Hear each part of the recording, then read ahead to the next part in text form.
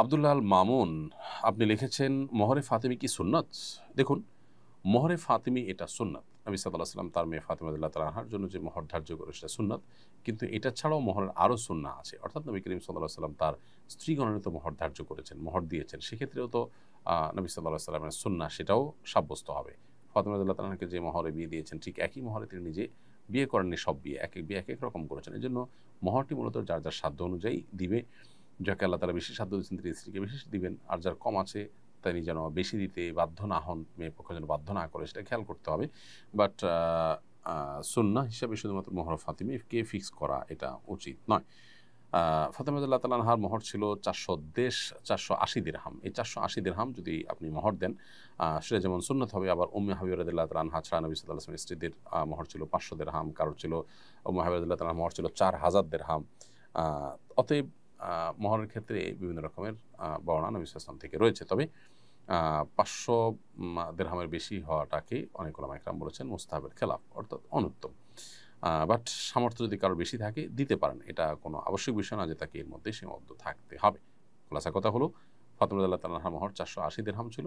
বর্তমান বাজার মূল্য হিসাব করে সেটা বের করে সেটাকে আপনি ধার্য করতে পারেন। আবার তার স্ত্রীগণকে তিনি মোহর দিয়েছেন কম বেশি, উম্মে হাবিবা ছাড়া অন্যদেরকে 500-র কাছাকাছি দিয়েছেন বিধায় সেটাও মোহরের সুন্নত হতে পারে। রাসেল আহমদ লিখেছেন, আমার শ্বশুর বাড়ি থেকে খাট এবং অন্যান্য আসবাবপত্র দিতে চাচ্ছে, আমি চাইনি। আমি বলেছি এগুলো যৌতুক। ওনারা বলছেন তুমি চাইলে যৌতুক হতো, এগুলো আমরা খুশি হয়ে দিয়েছি, আমার করণীয় কি? ভাই রাসেল আহমেদ, সাধারণত এই কালচার প্রতিষ্ঠিত হওয়ার ফলে আপনার শ্বশুর শাশুড়ি হয়তো সচ্ছল, অন্য বাবা মা এতটা সচ্ছল নন।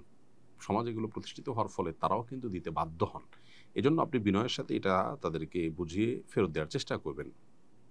আর যদি কোনোভাবে এটা বোঝানো না যায়, তারা মনে কষ্ট পাবেন মনে হয়, তাহলে এটা নিলেও অন্য কোনোভাবে আপনি সেটার মূল্য বা ওইটা তাদেরকে পুষিয়ে দেওয়ার চেষ্টা করবেন, যাতে করে দিন শেষে আপনি তাদের কাছ থেকে নিয়েছেন এইটি অন্তত সাব্যস্ত না হয়।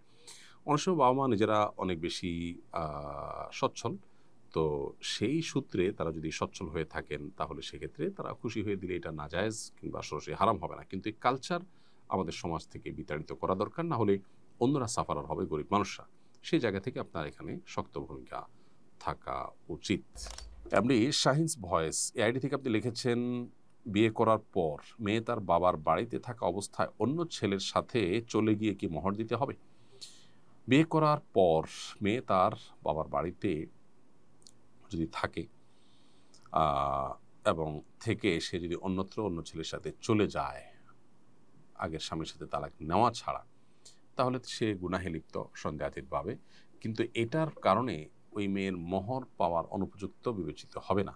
বিয়ে হয়েছে, সংসার করেছেন, একসাথে থেকেছেন, তাহলে তারপরে আপনার উপরে মোহর দেওয়াটা আবশ্যক হয়ে যায় আপনার স্ত্রীর। এরপরে তিনি কোনো অন্যায় করলে তিনি আল্লাহর কাছে দায়ী থাকবেন, কিন্তু ওই জন্য আপনি মোহর থেকে তাকে বঞ্চিত করতে পারেন না। তবে হ্যাঁ, যদি স্ত্রীর সম্মতিতে আপনি তালাক দেন, স্ত্রীর সম্মতি নয়, স্ত্রীর ডিমান্ডের প্রেক্ষিতে, যেটাকে খোলা তালাক বলা হয়, তাহলে সেক্ষেত্রে যে টাকা মোহর হিসাবে আপনি দিয়েছেন সেটাকে আপনি তার কাছ থেকে ফেরত নিতে পারেন, সেই রাইট আপনার রয়েছে। রজনী আক্তার আপনি লিখেছেন, বিয়ে নিয়ে অনেক সমস্যায় আছে, কেউ পছন্দ করছে না, কি করতে পারি? আল্লাহর ফয়সালা হওয়া পর্যন্ত অপেক্ষা করতে হবে, সবর করতে হবে, বেসবর হলে চলবে না।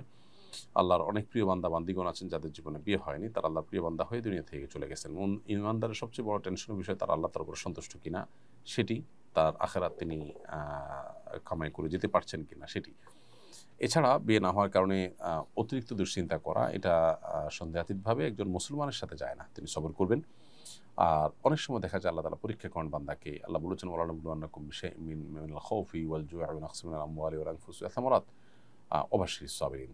আল্লাহ তাআলা মানুষের ফল ফসলের ক্ষতি, জীবনের হানি, অনেক কিছু দিয়ে পরীক্ষা করেন। আল্লাহ বলেছেন, এরপরে যারা ধৈর্যশীল তাদেরকে সুসংবাদ দান করো। বিধায় আপনি সবর করবেন এবং যথাযথভাবে চেষ্টা অব্যাহত রাখবেন। অনেক সময় দেখা যায় ব্ল্যাক ম্যাজিক বা হাসাদ ইত্যাদির কারণে মানুষের বিয়ে হয় না। অতএব সেক্ষেত্রে আপনি ভালো কোনো রাখির শরণাপন্ন হতে পারেন, অথবা রুকিয়া এক্ষেত্রে কীভাবে করবে সেটা জেনে সেলফ রুকিয়াও আপনি করতে পারবেন। বেপর্দা নারীকে মেহেদি পরানো ও মেহেদি আর্ট করে টাকা ইনকাম করা জায়েজ আছে কিনা?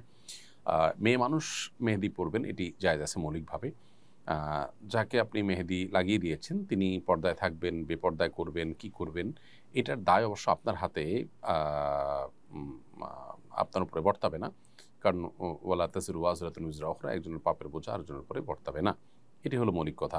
তবে কোনো পুরুষ কোনো নারী কোনো পুরুষকে মেহেদি দেওয়ার মতো কাজ যদি আপনি করেন আপনার বিজনেসের পারপাস, সেটা কিন্তু নাজায়েজ হবে। অতএব নারীরা নারীদেরকে যদি মেহেদি লাগিয়ে দিয়ে দেয়, সেটি কোনো নাজায়েজ কাজ হবে না ইনশাআল্লাহ তাআলা। আশরাফুল রুবেলি আইডি থেকে আপনি লিখেছেন, মোহর আদায় আগে করব নাকি যাকাত আদায় করব আগে। সন্দেহাতীতভাবে জাকাত আগে আদায় করবেন, কারণ জাকাত ইসলামের রোকন এবং সবচেয়ে গুরুত্বপূর্ণ ফরজ, এবং জাকাত এটি বছর শেষে আপনাকে দিতে হবে। আর স্ত্রীর সম্মতি নিয়ে মোহর তো একটু পরে আদায় করার স্কোপ আছে, বিধায় আপনি সেটা করবেন, কিন্তু উভয়টা আপনাকে আদায় করতে হবে এবং উভয়টা আপনার জন্য আদায় করাটা অপরিহার্য।